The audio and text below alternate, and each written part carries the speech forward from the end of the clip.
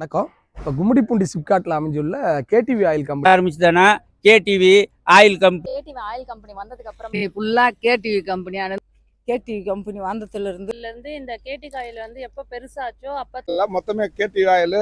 வணக்கம்.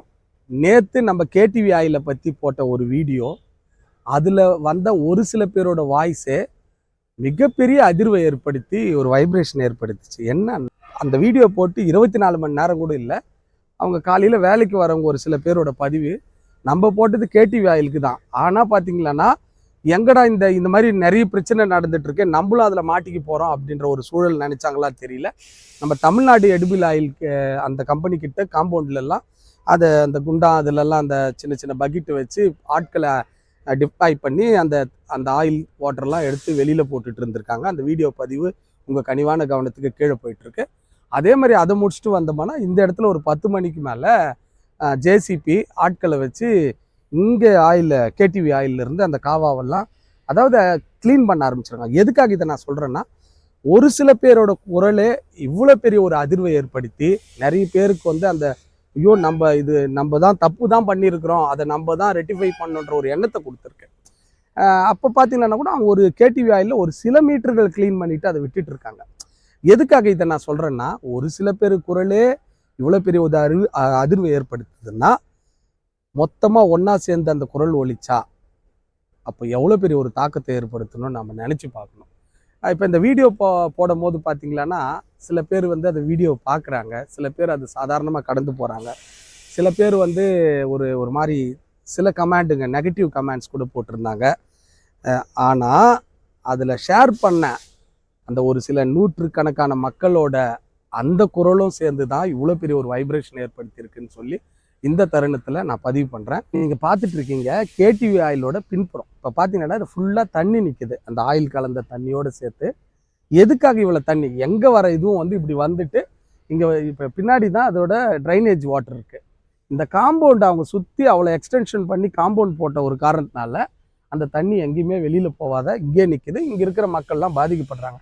இதுக்கு ஒரு ட்ரைனேஜ் போடணும். ட்ரைனேஜ் அவன் காம்பவுண்டு கீழே உடைச்சி ஒரு பைப் போட்டோம்னா இந்த தண்ணி ட்ரைன் ஆகும். அதில் இன்னொன்னா இந்த ட்ரைனேஜ் போட்டால் கூட அந்த ஏரி வந்து புதுக்குடிப்பூண்டி ஏரியில் அது கலந்துரும் நேரம். அப்படின்னா அந்த கெமிக்கல் வாட்டர் அந்த ஆயில் வாட்டர் அந்த தண்ணிக்கு எடுத்துரும். இன்னொன்று இப்போ சொல்லிட்டு இருக்காங்க, அந்த காம்பவுண்டு அது வரைக்கும் எக்ஸ்டென்ஷன் போச்சேன்னா கம்ப்ளீட்டாகவே அந்த ஏரியெல்லாம் பாதிக்கப்படுன்ற மாதிரி சொல்கிறாங்க. என்னோட இந்த டைமில் வைக்கக்கூடிய கோரிக்கை என்னன்னா, அவங்க வந்து அவங்களோட இடம் அவங்க கம்பெனி இருக்கிற சில மீட்டர் வரைக்கும் தான் அதை க்ளீன் பண்ணியிருக்காங்க. அதிலிருந்து அவங்க கம்ப்ளீட்டாக இந்த ஒயின் ஷாப்புக்கு முன்னாடி இருக்கிற குளத்துல ஃபுல்லாக ஆயிலாக இருக்குது. ஒரு சின்ன ஒரு மேட்ச் பாக்ஸ் போட்டால் கூட அது எரிஞ்சு மிகப்பெரிய பாதிப்புகள் ஏற்படுத்தும். அதே மாதிரி இங்கே பக்கத்தில் அதை என்ன சொல்கிறது, ஒயின் ஷாப் இந்த சைடு உள்ள குளத்துலையும் க்ளீன் பண்ணி எங்கெல்லாம் அந்த ஆயில் ஸ்பாட் இருக்கோ அதை க்ளீன் பண்ணி ஒன்ஸ் கம்ப்ளீட்டாக அவங்க அதை க்ளீன் பண்ணி ட்ரைன் பண்ணி அவுட் எடுத்துட்டாங்கன்னா ஃப்யூச்சரில் வர மழை தண்ணி நல்ல தண்ணியாக போய் அது தாமரை குளமாக இருக்கட்டும், பாலகிருஷ்ணாபுரத்தில் இருக்கிற ஏரியா இருக்கட்டும், எங்கே இருக்கிற சின்ன சின்ன குளங்கள்லையும் நல்ல உயிர்ப்போட பழைய மாதிரி அந்த குளங்கள் உயிர்ப்போடு இருக்கும். அதை வந்து இந்த தருணத்தில் பதிவு பண்ணுறேன். இன்னி ஆக்சுவலாக பண்ணியிருந்தாங்க, அது அவங்க கம்பெனி வரைக்கும் ஒரு சில மீட்டர் பண்ணியிருக்காங்க. அதை நாங்கள் இதில் மேட்ச் பண்ணியிருக்கோம் இந்த வீடியோவில், அதையும் பார்த்துக்குங்க. இன்னொரு விஷயம் என்னென்னா, ஒரு போராட்டமாக இருக்கட்டும், ஒரு முன்னெடுப்புகளாக இருக்கட்டும், நம்மளுக்குன்னா யாரோ ஒருத்தர் பண்ணுறாங்கன்னு கடந்து போகிறாங்க.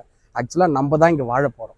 அந்த கம்பெனி வந்து இன்றைக்கி இருக்கும், நிறைய சம்பாரிச்சிட்டு வேறு எங்கன்னா போயிடுவாங்க. அதாவது நான் சொல்கிறது கேடிவி ஆயிலுக்கு மட்டும் சொல்ல, இங்கே வந்து ஒரு வயர் கம்பெனி எரிக்கிறாங்க. இதெல்லாம் பின்னாடி ஒவ்வொன்றா எடுத்து செய்யணுன்றது தான் ஒரு முக்கியம். ஏன்னா நம்ம எங்கேயும் வேறு ஊருக்கு போக முடியாது, நம்ம இங்கே தான் வாழ்ந்தாகணும். அப்போது இதில் வந்து ஒரு கூட்டம் நடத்தினா கூட அதில் பொலிட்டிக்கலாக பிரிஞ்சு நான் இந்த கட்சி அந்த கட்சின்னு பிரிஞ்சு பேசுகிறாங்க.